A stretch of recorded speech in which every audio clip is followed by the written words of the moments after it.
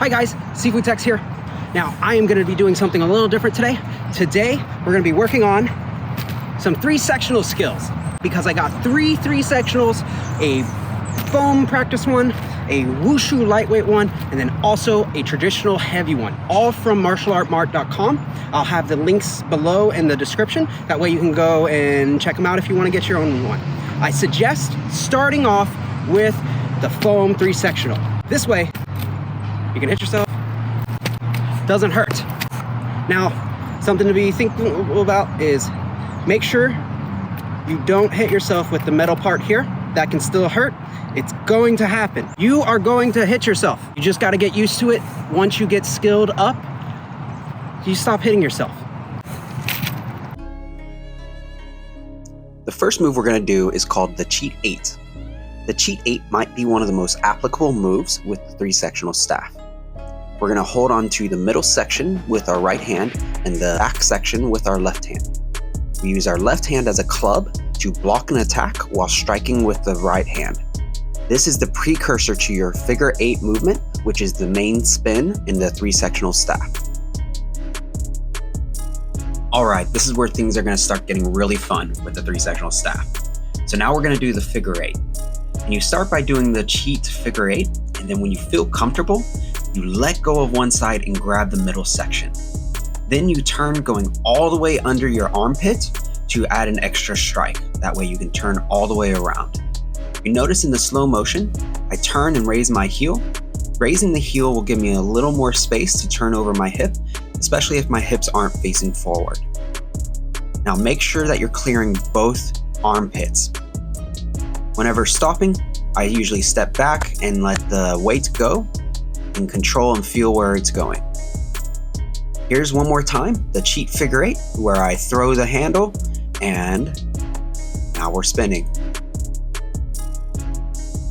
This is probably the most popular move for the 3 sectional staff, and you'll see in Wushu, it is the one done the most. Make sure you practice this first slow and build up your speed.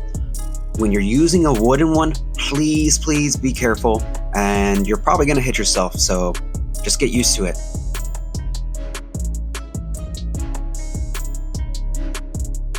The next move is an overhead strike to our left and to our right. There's a couple different ways to do this one. This is the very first one, the beginner version.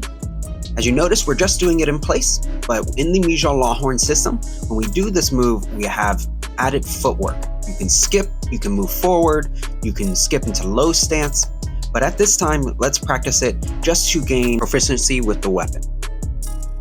Now we'll be doing another difficult move. This is over the head and the back, otherwise known as the helicopter. I suggest you move pretty quick with this one, as if you don't move quick, you will hit yourself. You have to keep the momentum going. You notice here, when I go slow, the sections drop lower, so you want to keep the momentum up. When I finish, I strike to my left side, like the overhead left. When I raise above my head with the right hand, I am making sure that I'm spinning in a helicopter motion. Then I switch over to my left hand and keep the momentum turning and go behind my back to where I switch at my waistline. Now when I'm doing this, if you notice, I swing the section right next by my head, so you have to duck down and drop your back. I highly suggest first using a regular staff before trying this move so you can learn the actual mechanics of how your hands and wrists need to turn. After that, move on to a soft weapon like the foam 3 sectional staff, then the hard traditional one. Again, here's another slow-mo version of the side view. See how I duck my head first, get it out of the way. You want to protect your brain. I plan on doing a comprehensive video on this move alone coming up here soon, so look out for that on a future video. So if you like a challenge, the next couple moves are going to be your favorite. This is called the waist single 8. If you notice, I'm using one section to make a figure 8 or an infinity sign, and then with the other section, as it clears, I strike to the waistline. This is really cool because you can use the figure 8 to distract and then hit low, or you can use the low one to strike and hit high. Here is a side view of it. You notice this is the beginner version of the waist figure eight. We have an advanced version coming up next, where you raise it over the head and combine the left and right striking with the figure eight.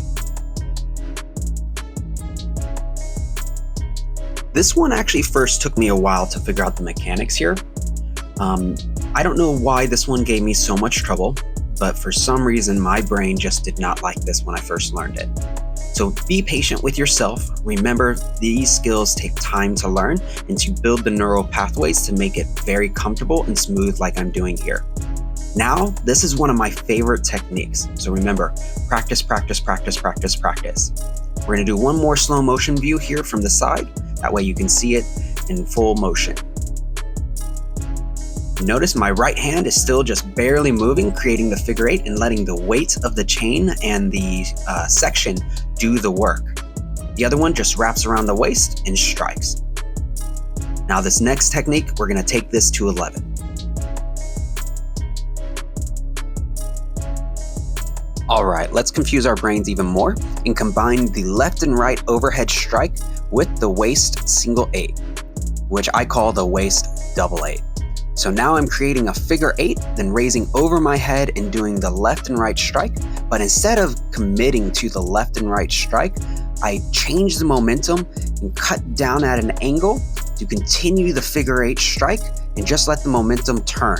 The figure eight will take you into the waist strike, then you can raise over your head and cut down at the angle again. Again, this is really fun for the brain. The overhead strike is great for crowd control. I hold the 3 sectional and I turn into a cat stance blocking to my left, making room to strike over the head on top.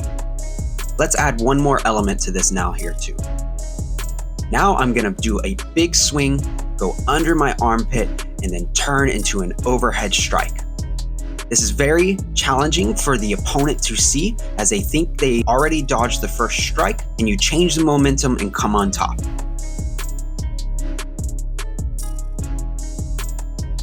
You can attack different levels here. You can attack the feet, or you can attack the waist, and then on top of the head. So choose your level. It is a myth that if you hit something, it will bounce off. If you follow through, it will continue to move through. We have tried it. I will do a video of that soon.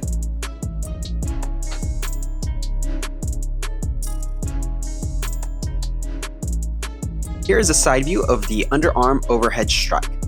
Make sure you change the momentum as it swings under your armpit. Now at this time, if you fumble with the pickup, that's perfectly fine. Just throw it back down, pick it back up again.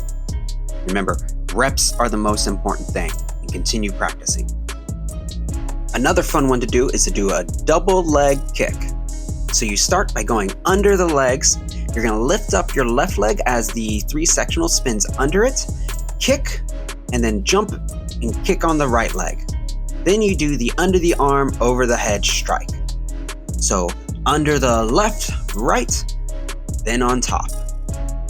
You can also add a big swing before, if you would like, and tie as many strikes together as you can. So here's a side view. I'm gonna go strike, under the left and right leg, strike again, over the head strike. Left, right, under the armpit, strike. Now a big swing, left and right, under the armpit, and strike.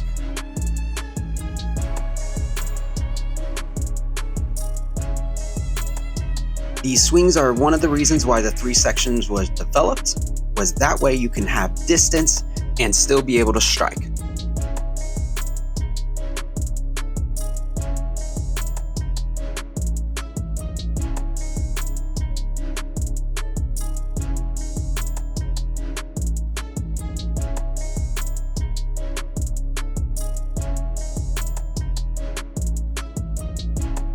All right, so now I'm gonna do a couple with the tiny Wushu 3 sectional. It's like that big. I feel like I'm gonna break it.